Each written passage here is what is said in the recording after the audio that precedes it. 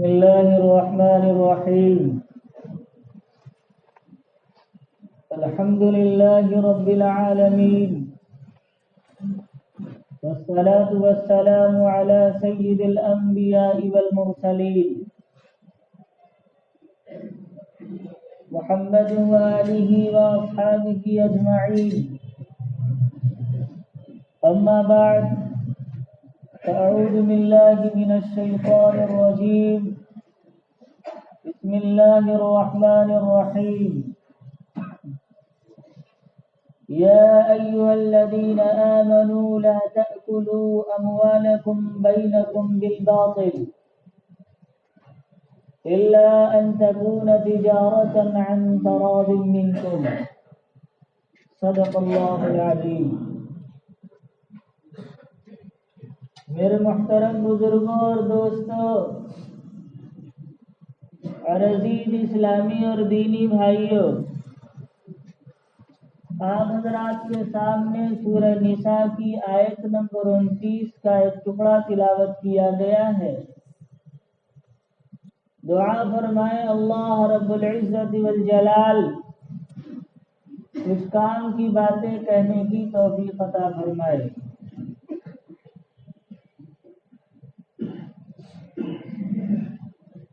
آج اگر ہم اپنے معاشرے کی طرف نظر ڈالتے ہیں تو ہمارے معاشرے کے اندر آپسی نزاعات و اختلافات کی فیصد میں روز بروز اضافہ ہوتا جا رہا ہے. اس کا ہلکا سا اندازہ اس سے پتہ چلتا ہے کہ اگر ہم جا کر دیکھیں عدالتوں میں تو ہمارے اپنے لوگوں کے کیس کتنے زیادہ درج ہیں. عدالتوں کے پاس اپنے لوگوں کی کتنی زیادہ بھیڑ ہوتی ہے. وہ بھی پوری تعداد نہیں ہے، کیونکہ عدالتوں کی دہلیز تک پہنچنے والے بہت کم مقدمات ہوتے ہیں. اس کی وجہ یہ ہے کہ عدالتوں کے خرچے برداشت کرنے کا ہر آدمی متحمل نہیں ہوتا ہے، اس لیے ہر بندہ نہیں پہنچ پاتا. اور اس کا نتیجہ یہ ہوتا ہے کہ پھر ایک شخص دوسرے سے بغض رکھتا ہے، حسد رکھتا ہے، کینہ رکھتا ہے اور اپنی وسعت کے مطابق، اپنی طاقت کے مطابق دوسرے کو تکلیف پہنچانے کی فکر میں رہتا ہے. اگر اس سب کے پیچھے کا سبب تلاش کیا جائے اور وجہ ڈھونڈی جائے تو وہ ایک نکلتی ہے کہ آپس میں معاملات کی صفائی نہیں ہے، ایک دوسرے کے معاملات صاف نہیں ہے. کہیں دھوکہ ہے، کہیں خیانت ہے، کہیں لوٹ ہے، کہیں غصب ہے، کہیں ناجائز قبضہ ہے. آپس میں ایک دوسرے کے ساتھ معاملات کے اندر صفائی نہیں ہے. حالانکہ شریعت اسلامیہ کے اندر معاملات کے صفائی میں انتہائی زور دیا گیا ہے. آپ کو اس سے اندازہ لگے گا کہ جب اللہ تعالیٰ نے قرآن کریم کی سب سے لمبی آیت اتاری ہے، سورہ بقرہ کی آیت نمبر 282، وہ سب سے لمبی آیت جو ہے اس میں جس چیز کا تذکرہ ہے اس کے اندر معاملات کے اصول بیان کیے گئے. نماز کا تذکرہ کرنا تھا، اقیم الصلاۃ، نماز قائم کرو. زکوٰۃ کی بات آئی، کہا زکوٰۃ دو، آتوا الزکوٰۃ. لیکن جب معاملات کی باری آئی تو اللہ رب العزت نے قرآن کی سب سے بڑی آیت نازل فرمائی اور اس آیت کے اندر معاملات کا تذکرہ. عام گناہ ہو جائے، آدمی اگر توبہ کرتا ہے تو استغفار کر لے، اپنے گناہوں پر ندامت کر لے، آئندہ نہ کرنے کا پکا عزم کر لے، 3 باتوں سے توبہ ہو جاتی ہے. لیکن اگر اس کا تعلق حقوق العباد سے، معاملات سے، پھر اب 3 چیزوں سے بات نہیں بنے گی، ایک چوتھی چیز اور کرنی پڑے گی کہ جس کا حق دبایا ہے اس کا حق ادا کرو، یا تو سامنے والا حق معاف کرے یا پھر جو حق دبایا ہے اس حق کو ادا کرو، پھر توبہ ہوگی، ورنہ اس سے پہلے آپ کعبہ کے کتنے بھی چکر لگاتے رہے، لوگوں کو آپ نے جو چکر دیا ہے وہ معاف نہیں ہوگا۔ اس کے لیے تو آپ کو حقوق کی ادائیگی کرنی پڑے گی۔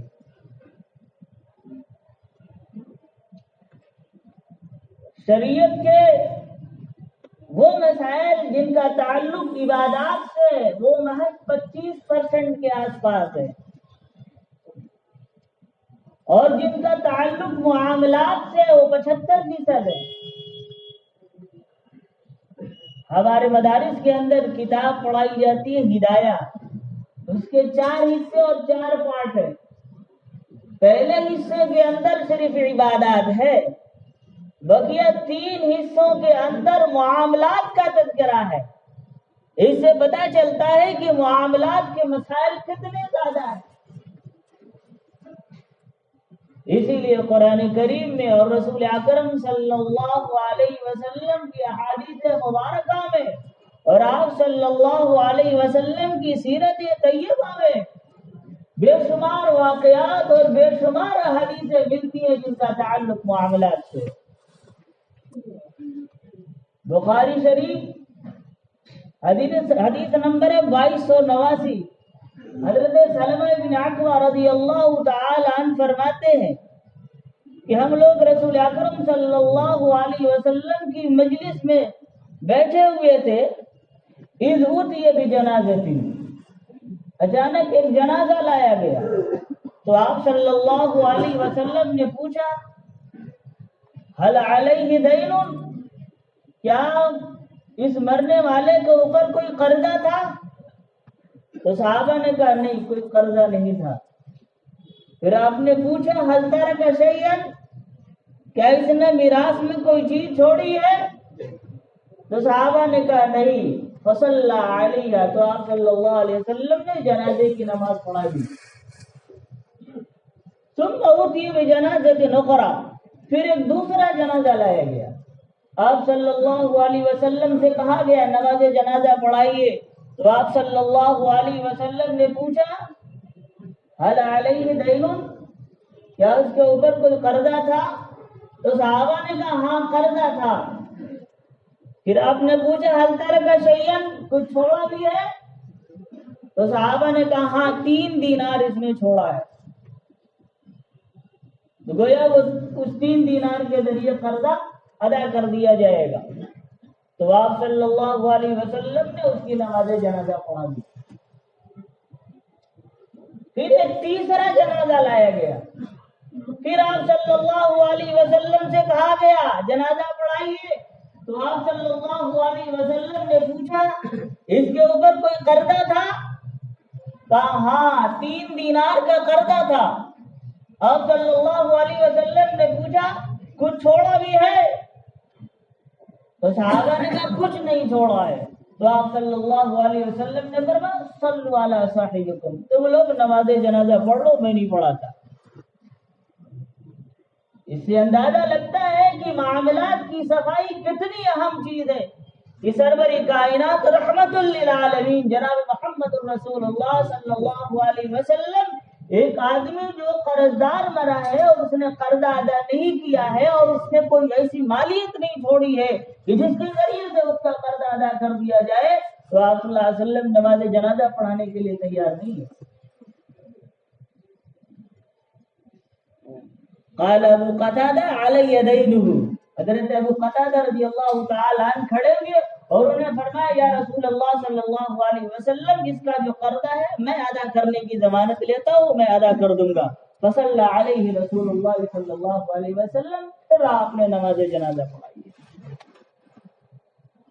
ابو داؤد شریف کی روایت ہے کہ رسول اکرم صلی اللہ علیہ وسلم نے ارشاد فرمایا کہ اللہ تعالیٰ کہتا ہے کہ 2 شریک جب کاروبار کرتے ہیں، جب تک وہ امانت داری کے ساتھ کاروبار کرتے ہیں میں ان میں کا تیسرا وہ برکت نازل کرتا رہتا ہوں، اور جب ان میں سے کوئی یہ خیانت کر دیتا ہے تو پھر میں بیچ میں نکل جاتا ہوں، برکت اٹھا لیتا ہوں۔ مسلم شریف کی روایت ہے، امام ترمذی علیہ رحمہ نے بھی نقل کیا ہے کہ رسول اکرم صلی اللہ علیہ وسلم بازار سے گزر رہے تھے، آپ نے دیکھا ہے غلے کا ڈھیر ہے، ایک آدمی غلہ بیچ رہا ہے، آپ نے غلے کے اندر ہاتھ ڈالا تو اندر غلہ بھیگا ہوا تھا، اوپر سوکھا ہوا تھا۔ آپ صلی اللہ علیہ وسلم نے پوچھا یہ کیا ہے؟ اندر بھیگا ہوا ہے اوپر سوکھا ہوا ہے۔ تو اس نے کہا یا رسول اللہ بارش ہوئی تھی اس لیے بھیگا۔ تو آپ نے فرمایا بھیگا والا اوپر کر دیتے تاکہ دیکھنے والے کو معلوم ہو جاتا۔ پھر آپ نے ایک جملہ ارشاد فرمایا من غش فلیس منا، جو دھوکہ دے وہ ہم میں سے نہیں ہے۔ ابن ماجہ کی روایت ہے کہ رسول اکرم صلی اللہ علیہ وسلم نے ارشاد فرمایا کہ جو بندہ قرضہ لیتا ہے اور قرضہ لینے کے وقت اس کی نیت ہے کہ میں ادا نہیں کروں گا، بہت سے لوگ قرضہ لیتے ہیں نیت یہ ہوتی ہے کہ میں ادا کر دوں گا، ادا نہیں کر پاتے، یہ الگ مسئلہ ہے۔ لیکن ایک بندہ قرضہ لے رہا ہے اور لیتے سمے اس کی نیت ہے کہ میں ادا ہی نہیں کروں گا، تو رسول اکرم صلی اللہ علیہ وسلم نے ارشاد فرمایا کہ یہ بندہ کل قیامت کے دن چور بنا کر اٹھایا جائے گا۔ ان روایات سے پتہ چلتا ہے کہ آپسی معاملات کی صفائی کتنی اہم چیز ہے، لیکن ہم لوگ ان باتوں کا خیال نہیں رکھتے ہیں۔ ہم یہ سمجھتے ہیں کہ ایک آدمی نے داڑھی رکھ لیا ہے، لمبا کرتا پہن رہا ہے، نمازی ہے، دیکھنے میں باشرہ معلوم ہوتا ہے کہ یہ دیندار ہے، ہماری کسوٹی یہی ہے۔ ذرا حضرت عمر رضی اللہ تعالی عنہ سے پوچھا جائے ان کی کیا کسوٹی ہے۔ حضرت عمر رضی اللہ تعالی عنہ کا دور ہے، کسی معاملے میں ایک گواہ پیش کیا گیا، جب گواہ آیا تو حضرت عمر نے اس گواہ سے پوچھا کوئی بندہ ایسا ہے جو تمہیں پہچانتا ہو؟ تو وہ ایک آدمی کو لے کر آیا، حضرت عمر رضی اللہ تعالی عنہ نے اس سے پوچھا تم اس بندے کو پہچانتے ہو؟ تو وہ گواہ کی تعریف میں قصیدے پڑھنے لگا، اس کی تعریف بے تعریف کیے جا رہا ہے۔ حضرت عمر رضی اللہ تعالی عنہ نے پوچھا تمہیں کیسے معلوم ہوا کہ یہ دیندار آدمی ہے؟ تم نے یہ تمہارا پڑوسی ہے، تم اس کے پڑوس میں رہتے ہو؟ اس نے کہا نہیں۔ تم نے اس کے ساتھ سفر کیا ہے؟ اس نے کہا نہیں۔ تمہارا اس کے ساتھ لین دین کا معاملہ ہوا ہے، کبھی ایسا اتفاق پڑا ہے؟ تو اس نے کہا نہیں۔ تو حضرت عمر رضی اللہ تعالی عنہ نے فرمایا ایسا لگتا ہے کہ تم نے اس کو مسجد کے کسی گوشے میں جھوم جھوم کر تلاوت کرتے ہوئے دیکھا ہے، اور تم نے اس کی بنیاد پر فیصلہ کر لیا کہ یہ دیندار آدمی ہے۔ پھر اس کے بعد اس گواہ کی طرف متوجہ ہوئے اور کہا یہ آدمی تمہیں پہچانتا نہیں ہے، لاؤ ایسا آدمی لاؤ جو تمہیں پہچانتا ہو۔ حضرت عمر کے یہاں کسی کی دینداری کی کسوٹی صرف عبادات نہیں تھی، عبادات کے ساتھ معاملات کی درستگی تھی۔ نمازی بھی ہو، پرہیزگار بھی ہو، دیندار بھی ہو، باشرہ بھی ہو، داڑھی بھی رکھا ہو، شریعت کے مطابق لباس بھی پہنتا ہو، ساتھ ساتھ معاملات کی صفائی ہو، پھر دیندار ہے، ورنہ دیندار نہیں ہے۔ ہمارے یہاں عالم یہ ہے بھائی بھائی کا حق لے کے بیٹھا ہے، بھائی بہن کا حق لے کے بیٹھا ہے، پڑوسی پڑوسی کے حقوق کو غصب کر کے بیٹھا ہے، ایک مسلمان دوسرے مسلمان کی جائیداد پہ قبضہ کر کے بیٹھا ہے، پھر بھی وہ اپنے آپ کو دیندار سمجھتا ہے۔ اگر حضرت عمر رضی اللہ تعالی عنہ کا دور ہوتا تو پھر انسان دروں سے ہوتا۔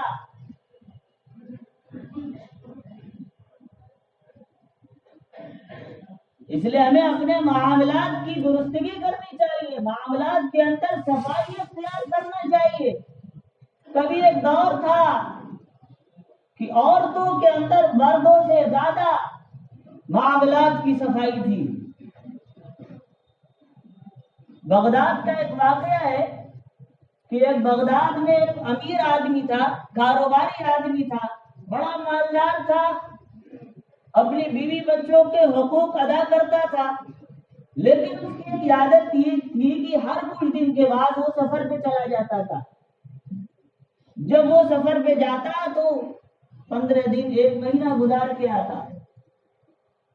بیوی پریشان کی آخر یہ کہ آج کل اتنے زیادہ اسفار کیوں کرتا ہے، پہلے تو ایسا نہیں کرتا تھا۔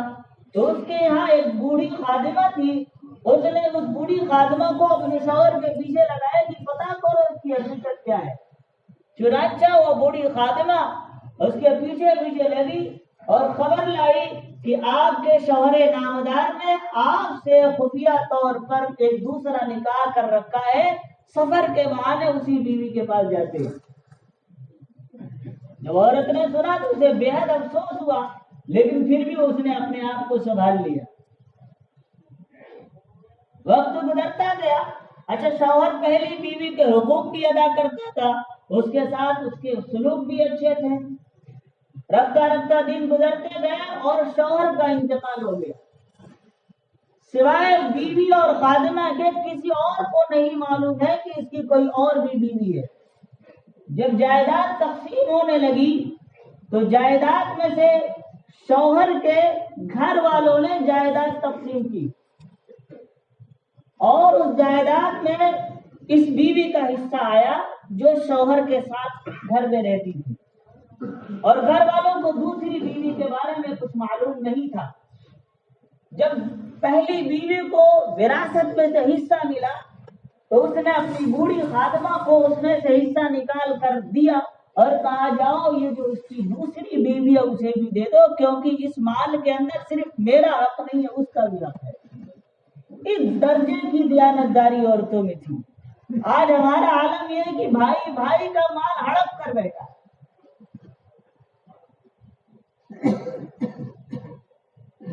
یہ بوڑھی خادمہ مال لے کر دوسری بیوی کے پاس گئی اور اس کے سامنے پیش کیا کہ تمہارے شوہر کا انتقال ہو گیا ہے، اس کی وراثت میں سے جو پہلی بیوی کو حصہ ملا تھا اس میں سے تمہارا حصہ نکال کر پہلی بیوی نے تمہیں دیا ہے، اسے قبول کرو۔ دوسری بیوی کی دیانتداری دیکھیے، دوسری بیوی کہتی ہے کہ یہ مال لے جاؤ اور اسی بیوی کو دے دو، کیونکہ چند دنوں پہلے میرے شوہر نے مجھے طلاق دے دی تھی، اس لیے اس مال میں میرا حق نہیں ہے۔ چنانچہ وہ بوڑھی خادمہ مال لے کر پہلی بیوی کے پاس آئی۔ کس درجے کی دیانتداری تھی ان لوگوں کے اندر، اسی لیے اسلام پھولتا تھا، پھیلتا تھا۔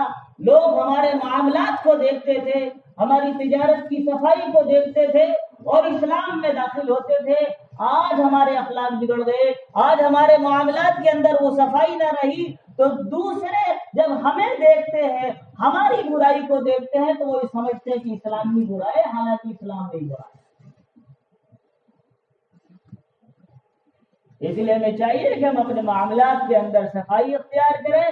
اللہ رب العزت والجلال کہنے سننے سے زیادہ عمل کرنے کی توفیق عطا فرمائے۔ وآخر دعوانا الحمد للہ رب العالمین۔